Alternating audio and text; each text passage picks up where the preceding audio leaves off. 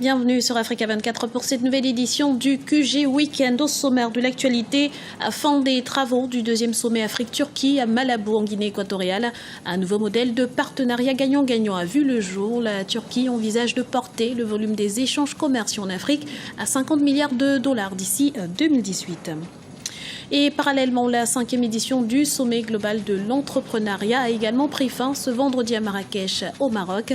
Un événement qui a vu la participation de plusieurs éminentes personnalités. Et puis, l'épidémie d'Ebola pourrait peser lourd sur les récoltes de cacao en Côte d'Ivoire. Et pour cause, de nombreux ouvriers agricoles désertent les plantations en raison de leur proximité avec les pays touchés par le virus.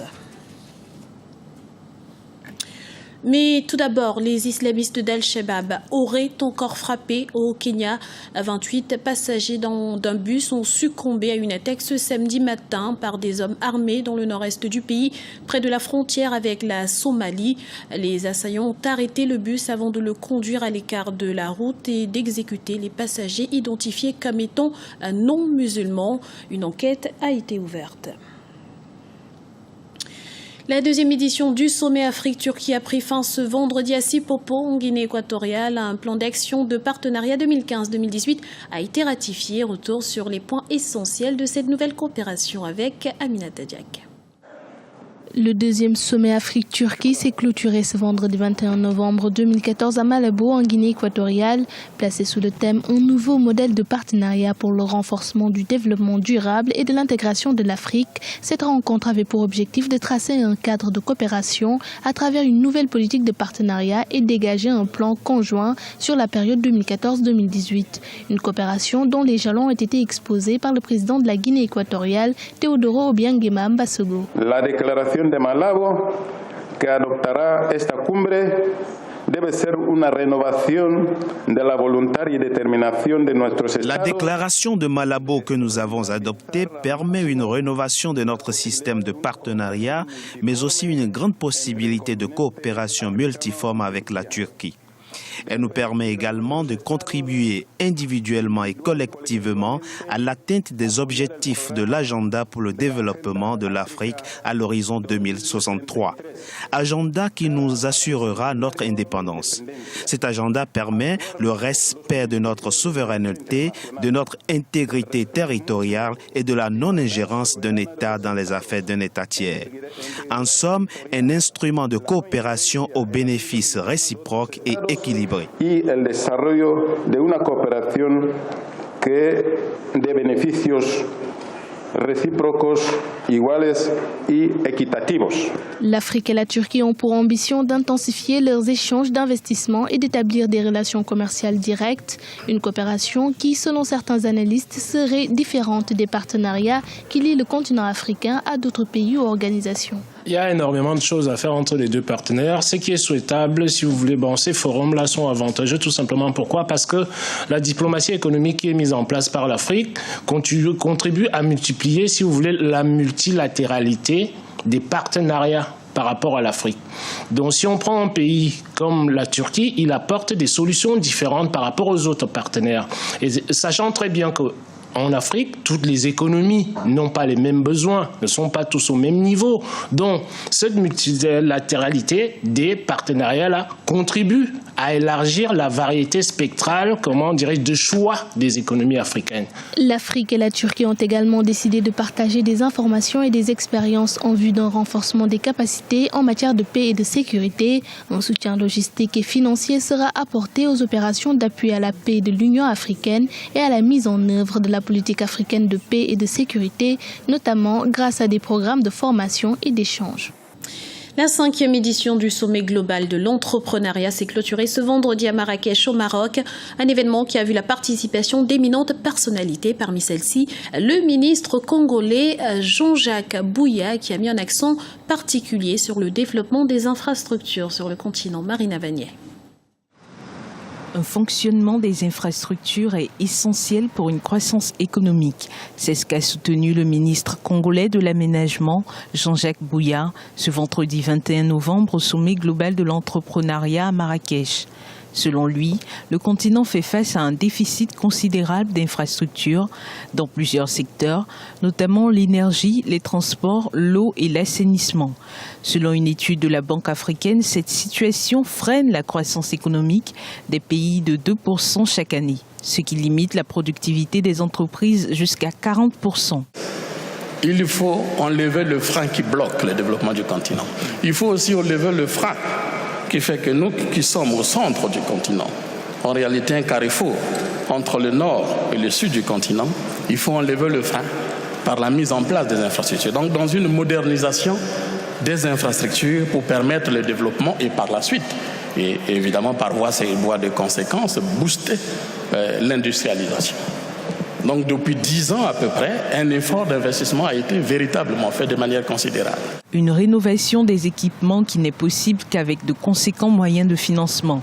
Devant l'échec de certaines institutions, le ministre appelle à la mobilisation de financements innovants, notamment des investissements privés. Il s'agit aussi de comprendre que les mécanismes classiques, habituels, des bailleurs de fonds, donc la Banque mondiale, le Fonds monétaire, l'Union européenne, l'Agence africaine de développement, et je veux dire la Banque africaine de développement, l'Agence française de développement et d'autres. Aujourd'hui, ces mécanismes classiques ne permettent pas de booster le développement, parce qu'il restera toujours un gap. C'est pour cela que nous apprécions fortement l'initiative d'Africa 50 sur la manière de coaliser les efforts financiers et rechercher d'autres pour aller vers des investissements qu'on peut dire clés en main d'un projet qui commence, qui se termine et qui se viabilise. Donc c'est une très bonne chose. Mais là aussi, ce ne sera pas encore suffisant. Il faudra là aussi intéresser d'autres formes de financement. Des financements privés, capter le financement privé à travers des différents mécanismes. Ça peut être des PPP, ça peut être pourvu que tout cela soit confortable. Selon des économistes, les besoins de financement des infrastructures sont estimés à 68 milliards de dollars sur la période 2012-2020. Un défi crucial à relever pour le continent africain, où la plupart des pays ont amorcé la pente de l'émergence. Le continent africain pourrait être la deuxième destination des investissements européens dans le secteur de la grande distribution d'ici à 2017. Une prévision du Congrès économique de Johannesburg qui pourrait se concrétiser à condition qu'un certain nombre de facteurs soient mis en place. Le point avec Christelle Ndayambaya. Selon les projections, l'Afrique deviendra le deuxième marché de la consommation en 2017. De nombreux facteurs expliquent cette situation. D'abord, les forts taux de croissance qu'affichent les économies du continent, notamment celles de l'Afrique subsaharienne. Ensuite, le rétrécissement du marché européen et la saturation des marchés asiatiques qui font du continent la prochaine destination privilégiée des investissements sur le marché de la consommation. Il y a un marché. C'est clair que ça va devenir le deuxième plus grand marché parce qu'aujourd'hui, le marché européen, il est à maturité. On ne peut pas avoir de nouvelles parts de marché. Il y a peut-être des niches qui ne sont pas encore exploitées. Mais aujourd'hui, les besoins sont satisfaits. C'est la même chose dans le continent américain. Il y a le continent sud-américain aujourd'hui qui se développe. L'Asie aussi connaît un très profond développement. Il reste l'Océanie, on n'en parle même pas. Il reste qui? Il reste l'Afrique. Sur le continent, le taux de croissance attendu entre 2014 et 2019 est de 7,7%. Mais ces indicateurs macroéconomiques ne doivent pas éluder les réformes structurelles à entreprendre. Les acteurs économiques estiment que l'accent devrait aussi être mis sur l'amélioration du climat des affaires en garantissant la sécurité des investissements. Parce qu'il va falloir protéger les investissements. Il va falloir protéger les investisseurs de ce qu'ils vont mettre en Afrique. Donc, il va falloir lutter plus sérieusement contre la corruption. Il va falloir que la justice soit de plus en plus juste, qu'elle soit une justice aux normes internationales. Donc, c'est-à-dire que le doing business, tout l'environnement des affaires doit être nettement amélioré pour que l'Afrique puisse bénéficier des investisseurs. D'ici 2030, plus d'un demi-million d'Africains devraient appartenir à la classe moyenne. Sur le continent, le Nigeria, le Kenya, l'Égypte et l'Afrique du Sud sont les 4 principaux marchés de consommation en forte croissance. En 2014, les investissements directs étrangers sur ce continent pourraient atteindre 80 milliards de dollars, soit 58,4 milliards d'euros. En Côte d'Ivoire, la psychose gagne les producteurs de cacao qui craignent une apparition du virus Ebola, une angoisse motivée par un éventuel débordement venant des pays frontaliers qui en sont victimes. Conséquence, ils sont nombreux à déserter les plantations. Guévenido. Le Fonds des Nations Unies pour la population a mentionné dans son rapport annuel publié ce mardi le recul des naissances en Afrique. Ceci pourrait permettre au continent de bénéficier d'un dividende démographique de l'ordre de 500 milliards de dollars américains pendant les 30 prochaines années.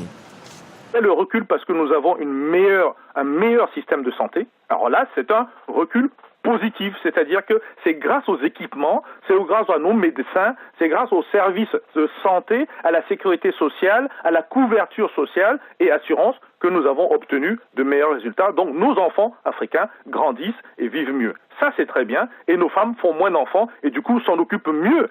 Selon le rapport, la population en âge de travailler aura plus que doublé d'ici 2050. Elle pourrait contribuer à ce que les experts considèrent comme étant un miracle économique sur le continent. Une avancée qui ne saurait se réaliser sans un cadre économique et politique solide. Justement, l'enfant, dans 20 ans, 25 ans, il est adulte et il doit travailler. Où est l'emploi actuellement, vu les politiques qui sont faites aujourd'hui, où le salaire et les pouvoirs d'achat ne vont qu'à la baisse? Si on ne résout pas le problème de l'éducation, par définition, rien que ces deux, je n'ai pas touché encore l'énergie, vous voyez déjà que rien de ce qui est écrit dans ce rapport ne se réalisera de manière positive. Sincèrement, la dividende démographique dont on parle, il faut être très très prudent là-dessus. Pour parvenir aux projections soutenues par le rapport du Fonds des Nations Unies pour la population, l'éducation, en particulier celle des filles, est à prendre en compte. Autre point important du rapport, la mortalité infantile est en baisse actuellement sur le continent. La question des inondations est devenue un casse-tête pratiquement insoluble à Cotonou, au Bénin. En dépit des nombreuses actions de la mairie et de la ville, le phénomène persiste et face à cette situation, les autorités renforcent la mobilisation. Reportage de Chirel Yowatawema, notre correspondante sur place. Bien que la saison pluvieuse ait pris fin, la ville de Cotonou demeure confrontée aux problèmes d'inondation. Ces dernières semaines, des pluies diluviennes se sont abattues sur la capitale économique du Bénin, située dans une zone de forte dépression avec une côte d'environ 2,02 mètres en dessous de la mer. Elle perdure encore jusqu'à ce mois de novembre, pendant la saison dite sèche, conséquence directe des changements climatiques. Une ville comme Cotonou située à côté de la mer, si des efforts ne sont pas faits déjà pour voir qu'est-ce qu'il faut faire, on va disparaître. Et vous voyez, chaque fois qu'il y a plu, nous avons les pluies récurrentes là, chaque fois qu'il y a plu, vous voyez, la ville est inondée. Or, si on ne fait rien, la ville sera inondée de plus en plus. Pour parer à tous les dégâts occasionnés par les inondations, la mairie de la ville, avec l'appui de partenaires techniques, met en œuvre depuis 2003 le programme 3CI, Cotonou en campagne contre les inondations. Cette opération est un ensemble d'actions préventives pour faire écouler les eaux de ruissellement. Elle favorise l'ouverture de tranchées et le curage des caniveaux. Le projet d'urgence de gestion environnementale en milieu urbain. Ce projet a pris en compte la construction d'un pont en lieu et place de la digue de Fifadji, mais également l'amélioration de la circulation de l'eau dans les bassins P, donc toute la zone de Fifadji vers Vossa, mais également le bassin W à Akpakpa, c'est-à-dire dans la zone de Dandi. Les constructions anarchiques dans le lit des eaux sont la cause première de ce phénomène. Par elles-mêmes, ces eaux se fraient des passages pour s'étendre sur les voies, occasionnant ainsi des désagréments pour les usagers de la route et le quotidien des populations. Selon les spécialistes, pallier aux problèmes d'inondation revient à sensibiliser les habitants et à responsabiliser davantage les pouvoirs publics sur les dispositions à prendre pour faire respecter la loi. Ce journal a été réalisé par l'ensemble de la rédaction. Nous vous remercions pour votre fidélité. Retrouvez dans un instant une nouvelle édition du QG Week-end sur Africa 24.